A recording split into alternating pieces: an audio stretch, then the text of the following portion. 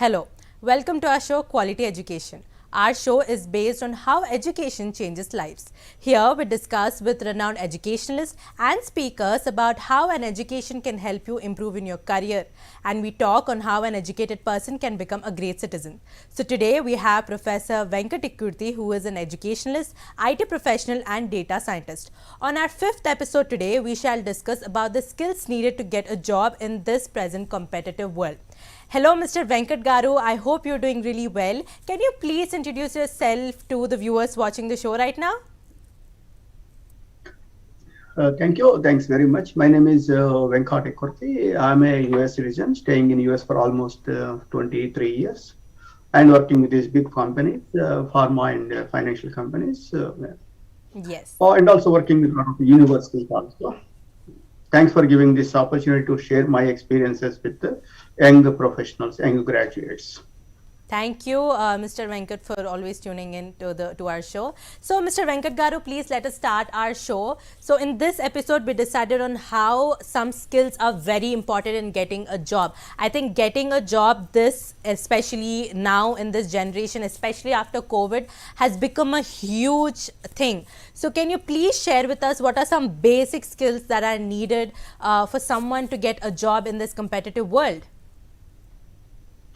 Before going further, I want to share a great quotation from Acharya Chanakya. Education is the best friend. An educated person is respected everywhere. Education beats the beauty and the youth. So, of course, 99% of students, their ultimate goal is they want to enter into corporate. They want to get a job. Here, I am not concentrating on a specific area like IT or computers or civil. No. Generally, people wants to get a job. For that case, certain things is required. The very first one is like communication. Communication. You need to communicate effectively. That's very, very important. That is the first skill they have it. And the second one is with we need to work individually. We cannot do a lot of things. We need to work as a team. So you need to involve in a team. So that means you are a good team player. That is the second skill people must have it. And the third one is like, if you see the third one, unity is like a problem solving. Everybody talks about problems. We need to come up with solutions. That's the most important.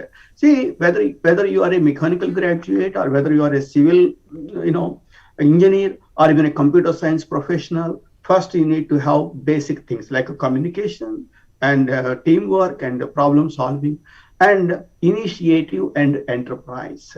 See, nobody is going to give a job right away. So you need to initiate it. Suppose a job is available, you need to run, you need to initiate. Then after that, you need to have a planning and organizing. What is planning and organizing? Suppose if you want to prepare your resume, how I want to organize my resume. So I want to put my what exactly I am looking for. What is your objective? Then after that, what is your skill set and what is your technical skills? So what is your educational qualifications? Suppose if you have did any projects, you need to write it down the project because resume is the face. Because nowadays people are getting interviews not because of not seeing you yourself, just they are going to see your resume. So that is the very, very important. Probably next week we are going to discuss how to prepare a good quality resume. That is probably next topic. So you need to have a perfect planning and organizing. And most important is also self-management. Suppose if you want to come up with like a job interview, at least you need to say 10 minutes before there itself. For that case, you need to have time management, material management, money management, overall self-management.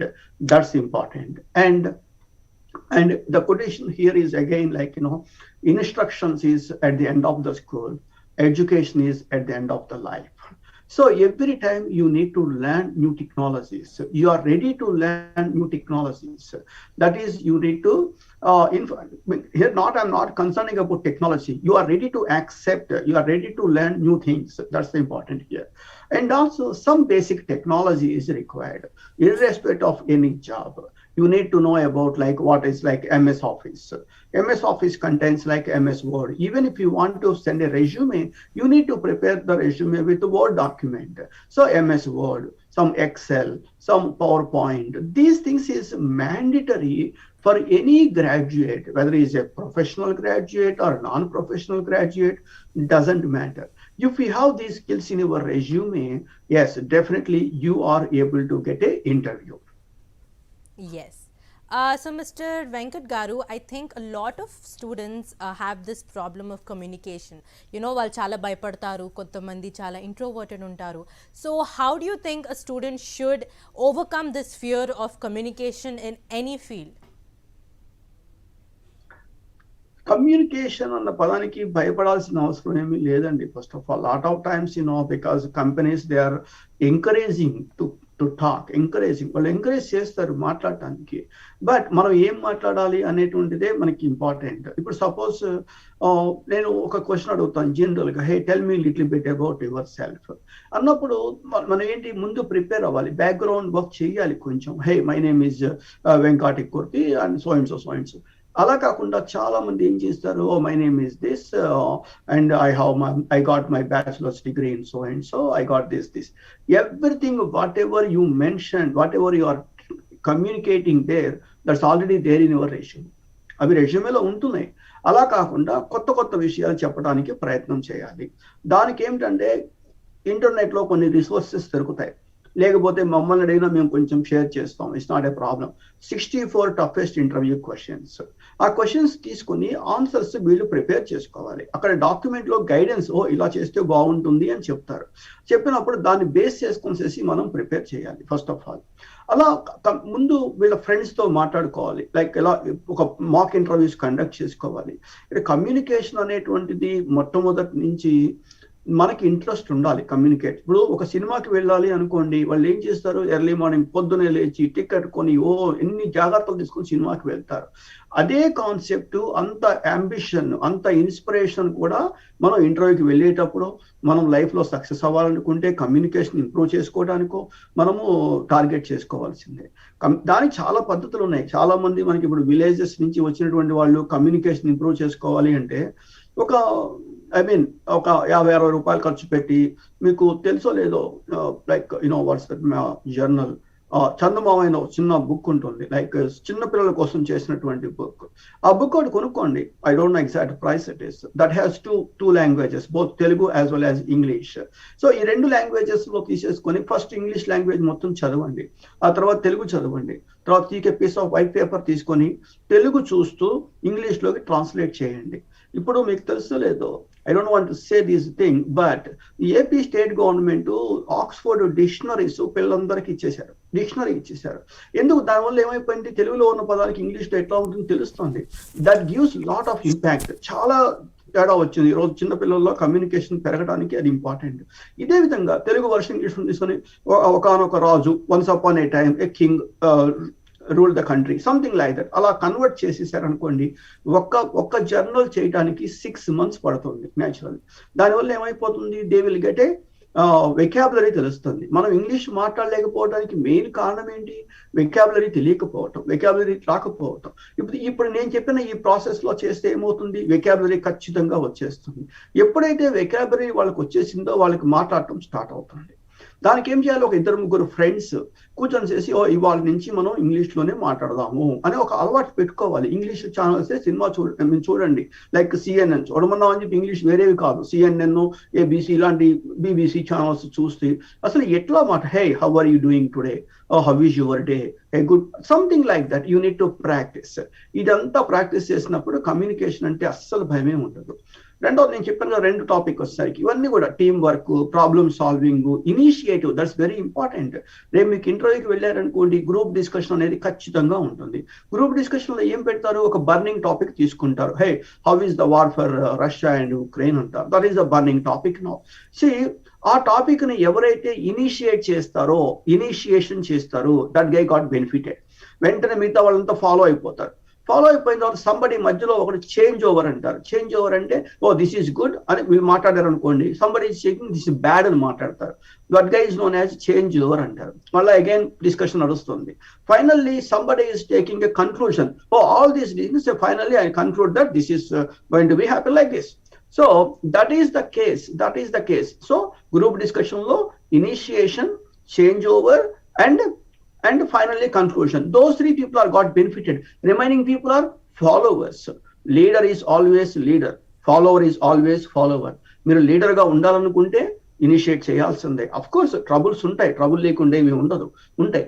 కానీ మనం జాబ్లోకి వెళ్ళాలి అంటే మనం ఏం చదువుకున్నా సరే, ఇక చదువు అనేటువంటిది ఒకటి గుర్తుపెట్టుకోండి, చదువుకోలేకపోతే ఉద్యోగాలు రావా అంటే నేను మాట్లాడట్లేదు, చదువుకోలేకపోతే డబ్బు సంపాదించలేమా అంటే నేను మాట్లాడట్లేదు. చదువు అనేటువంటిది వేరే వాళ్ళు మిమ్మల్ని మోసం చేయకుండా ఉండటానికి మాత్రం హెల్ప్ చేస్తుంది. That's the basic.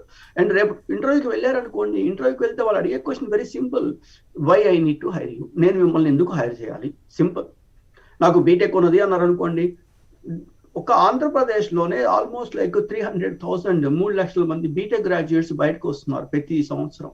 సో 3 లక్షల మంది బీటెక్ గ్రాడ్యుయేట్స్ బయటకు వచ్చేటప్పుడు నేను మిమ్మల్ని ఎందుకు హైర్ చేయాలి అన్నప్పుడు, నేను డిగ్రీతో పాటు ఈ కోర్సెస్ చేశాను, డిగ్రీతో పాటు నేను ఈ ప్రాజెక్ట్ చేశాను, డిగ్రీతో పాటు నేను ఈ వాలంటరీ వర్క్ చేశాను.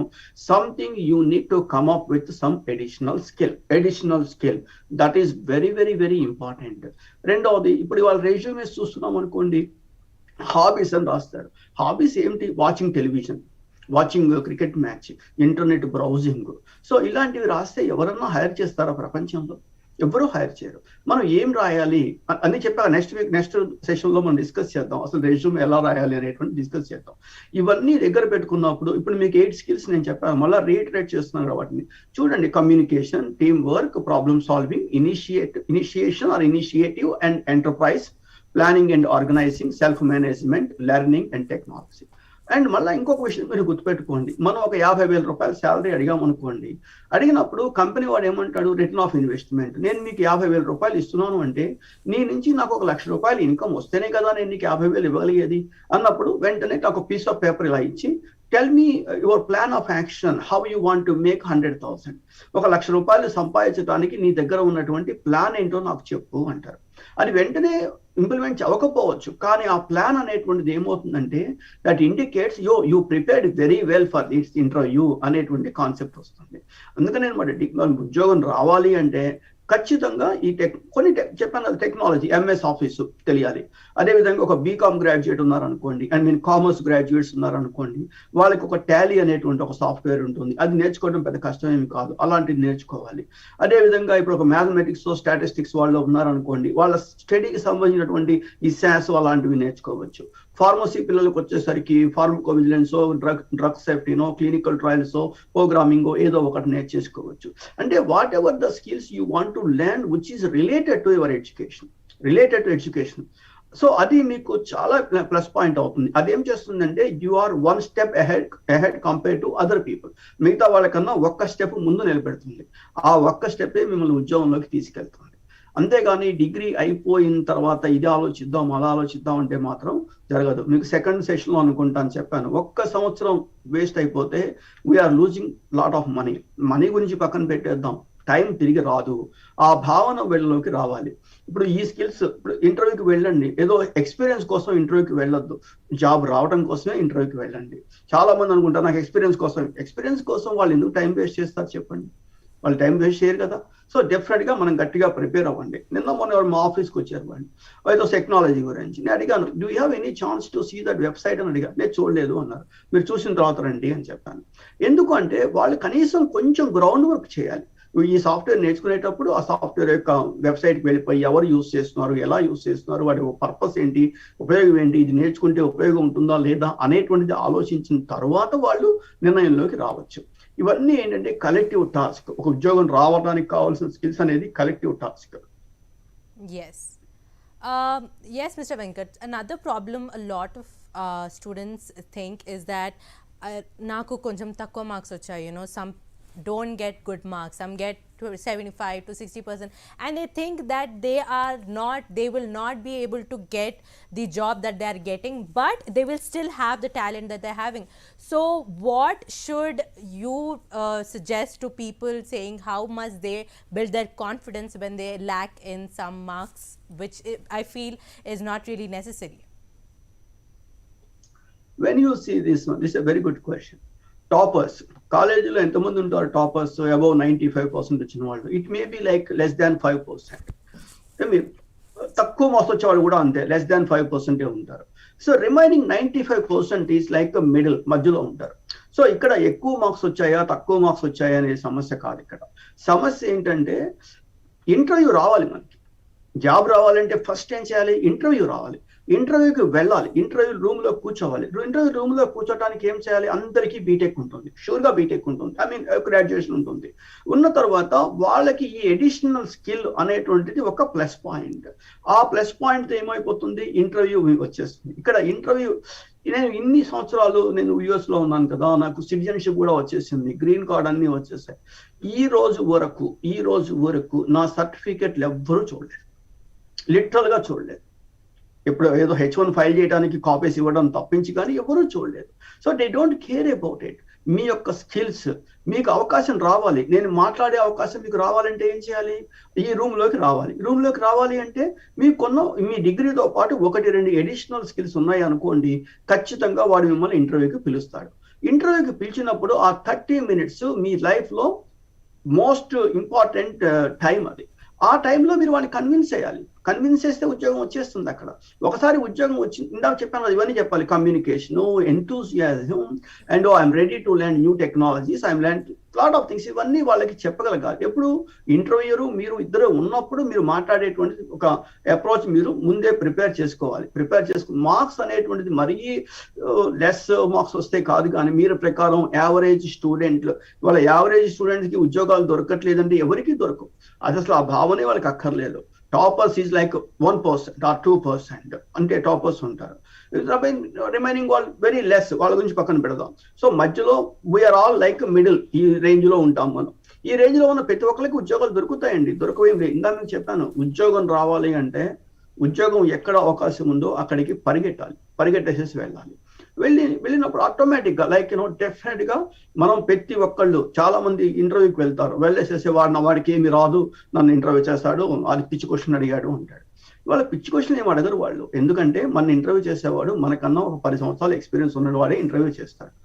నేను అడుగుతాను, tell me what you want to become after 5 years. 5 years లో ఏం అవ్వాలనుకుంటున్నావు అని అడుగుతాను. అడిగినప్పుడు రేపటి విషయమే నాకు తెలియదు, 5 years ఏమిటి అని మీరు అనుకుంటే మనం చేయలేనిది.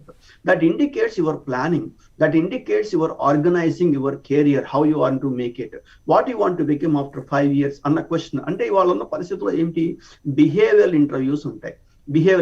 సపోజ్ మీకన్నా జూనియర్ని, if I'm going to promote your junior as manager, how you feel it, నువ్వు ఎలా ఫీల్ అవుతావు అని అడిగారు అనుకోండి.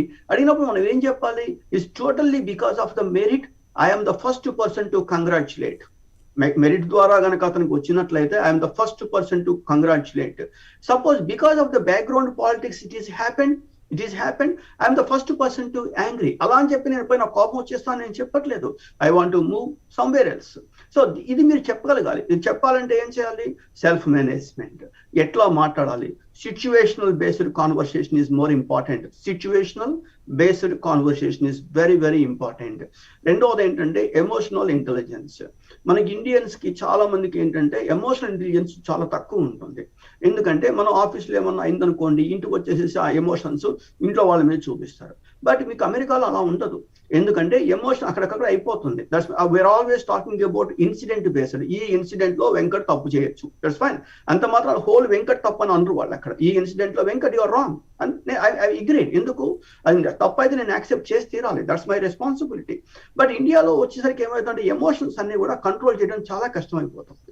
ఇది మనం కంట్రోల్ చేసుకోవాలి. బిహేవియర్ ఇంటెలిజెన్స్, ఎమోషనల్ ఇంటెలిజెన్స్, మనం వీఆర్ ఆల్ ఎక్సలెంట్ ఇంటెలిజెంట్. ఎందుకంటే మ్యాథమెటిక్స్ స్ట్రాంగ్ గా ఉంటాం కాబట్టి బాగానే ఉంటుంది, ఇబ్బంది ఏమి లేదు. కానీ మన ఎమోషన్స్ ని మనం ఎంతో కంట్రోల్ చేసుకోవాలి. That's the very important. ఈ 8-9 స్కిల్స్ అండి. స్కిల్స్ ఉన్నప్పుడు ఇక్కడ మార్క్స్ వచ్చినటువంటి వాళ్ళు టాపర్ అయిపోతారు లేకపోతే లేదు అనేటువంటిది అది అసలు కాదు. బట్ ఆపర్చునిటీని తీసుకోవాలి. ఆపర్చునిటీని తీసుకున్నటువంటి వాడు ముందుకు వెళ్తాడు. మీకు ఎక్స్ట్రాడినరీ మార్క్స్, గోల్డ్ మెడల్స్ ఉన్నా సరే మీరు ఆపర్చునిటీ తీసుకోలేకపోతే we cannot do anything. So ఎవరైనా సరే ఆపర్చునిటీ తీసుకునేటువంటి కాన్సెప్ట్ లోకి వెళ్ళాలంటే వాళ్ళకి నేను ఫస్ట్ లో చెప్పాను, గోల్ సెట్ చేసుకోవాలి. This is my goal. దాని నుంచి ఏం చేయాలి, చిన్న చిన్న చంక్స్ పెట్టుకోవాలి. లైక్ దిస్, దాన్నే ఎజైల్ అప్రోచ్ అని చెప్పేసి కొత్తగా ఇప్పుడు లైక్ ఐటీ సెక్టర్ లో ఎజైల్ అప్రోచ్ వచ్చేస్తుంది. ఎజైల్ అప్రోచ్ ఏమవుతుంది, you want to reach that much level, you need to put a small pieces here. Every day you have success, finally it will reach that level. So అలాంటి concept ఒక IT మనం next discuss చేయొచ్చు. ఒక IT professional కి ఈ రోజు agile ఇవన్నీ చాలా అవసరం అవుతుంది, జీరా, ఎజైల్ ఎక్సెట్రా అవసరం అవుతుంది. కానీ నేను ఈ రోజు చెప్పినటువంటి ఈ పాయింట్స్ తీసుకున్నట్లయితే ఈ పాయింట్స్ మాత్రం ఎవరికైనా సరే జాబ్ కావాలనుకునేటువంటి వాళ్ళు ఈ 8 పాయింట్స్ గుర్తుపెట్టుకోండి, కంపల్సరీ కావాలి. ఒకటి communication, some times international experience. ఇప్పుడు సపోజ్ పెద్ద కాలేజెస్ లో వాళ్ళకి జాబ్స్ ఎందుకు ఇస్తున్నారు అంటే ఇంటర్నేషనల్ ఎక్స్పీరియన్స్, గ్లోబల్ ఎక్స్పీరియన్స్ ఉండటం వస్తుంది. ఆ తర్వాత చెప్పాను కదా, team work is very important. Technology అన్నప్పుడు ఎంఎస్ ఆఫీస్, కనీసం ఎంఎస్ ఆఫీస్ నేర్చుకోండి. పెద్ద కష్టం లేదు. ఎంఎస్ ఆఫీస్ నేర్చుకోవడానికి మనం లక్షలు ఏం ఖర్చు పెట్టక్కర్లేదు. Just go to Google YouTube కి వెళ్ళిపోయేసి ఎంఎస్ ఆఫీస్ ట్యూటర్ అని టైప్ చేయండి. You will get lot of tutors వస్తాయి. వినండి, ఒక 2-3 అవర్స్ వింటే ఎంఎస్ ఆఫీస్ మీకు బేసిక్ వచ్చేస్తుంది. ఇక్కడ వాళ్ళ యొక్క యాటిట్యూడ్ మారితే ఆటోమేటిక్ గా వచ్చేస్తాయండి jobs. So can you please tell the viewers about how they can improve their self confidence in general in their lives? I think first week or second week we discussed about these things, confidence. Who is helping to get your confidence more? Somebody need to motivate it first of all. ఎవరు రోజు motivate చేస్తారండి? ఎవరికి అవసరం లేదు. Always confidence ఎక్కడ వస్తుంది అంటే, if you do some lot of background, మీరు పర్ఫెక్ట్ గా సబ్జెక్ట్ చదివారు అనుకోండి, ఆటోమేటిక్ గా మీకు కాన్ఫిడెన్స్ పెరుగుతుంది. నేచురల్ గా పెరుగుతుంది కాన్ఫిడెన్స్. మనం బ్యాక్గ్రౌండ్ వర్క్ చేయకుండా ఒక పని చేయడానికి వెళ్ళినప్పుడు మనకి 100% కాన్ఫిడెన్స్ అనేటువంటిది ఉండదు. ఫస్ట్ ఆఫ్ ఆల్ ఉండదు. అందుకని మనం ఏం చేయాలి, ఒక పని చేసేటప్పుడు ఆ పని మీద 100% శ్రద్ధతో పర్ఫెక్ట్ గా చేయగలగాలి. చేసినప్పుడు ఆటోమేటిక్ గా your confidence levels is increasing. మేము చెప్తాం, ఒక ట్రైనింగ్ ఏదైనా ఇస్తున్నాం అనుకోండి, ఇచ్చినప్పుడు ఒక సర్టిఫికేషన్ ఎగ్జామ్ రాయాలంటే ఆ సర్టిఫికేషన్ ఎగ్జామినేషన్ లో 80% 85% మార్క్స్ రావాలన్నప్పుడు మేము వాళ్ళని టెస్ట్ చేసి everything is fine, then you can take the examination అని చెప్తాం. సపోజ్ వాళ్ళు మా మాట కాదనకుండా ఎగ్జామినేషన్ తీసుకున్నారు అనుకోండి, ఒక $150 $180 ఎగ్జామ్ ఫీజు ఉంటుంది. I don't worry about examination fee. Problem ఏంటంటే, ఒకసారి ఎగ్జామ్ ఫెయిల్ అయ్యారు అనుకోండి, ఫెయిల్ అయితే ఇంత కష్టపడ్డా కూడా ఎగ్జామ్ పాస్ అవ్వలేదు అనేటువంటి దాంతో వాళ్ళ కాన్ఫిడెన్స్ లెవెల్స్ తగ్గిపోతాయి. కాన్ఫిడెన్స్ లెవెల్స్ ని మళ్ళీ ఇంక్రీజ్ చేయడం అంత ఈజీ కాదు, చాలా కష్టం. సో కాబట్టి ఏంటంటే, ఒక్క పని చేసే ముందు, ఒక ఇంటర్వ్యూకి వెళ్లే ముందు ప్రిపేర్ అవ్వండి. ప్రిపేర్ అవ్వండి, ఏదైనా సరే ప్రిపేర్ అవ్వండి. Tell me little bit about yourself. What is your strengths, what is your weaknesses. Subject ఉందనుకోండి, సబ్జెక్ట్ సంబంధించినటువంటి ఫ్రీక్వెంట్లీ ఆస్క్డ్ క్వశ్చన్స్ ఉంటాయి. ఆ క్వశ్చన్స్ తీసుకోండి. Why you are choosing this company, why you are choosing our company, and at the same time ఇలాంటి questions అన్నిటికీ మీ దగ్గర answer ఉండాలి. Next at the same time ఏంటి, కస్టమర్ సక్సెస్ గురించి చెప్పాలి. మీరు ఇక్కడ కాన్ఫిడెన్స్ అన్న పదానికి మనం 100% పర్ఫెక్ట్ గా మనం చేసినట్లయితే hour confidence levels is increase very very excellent manner.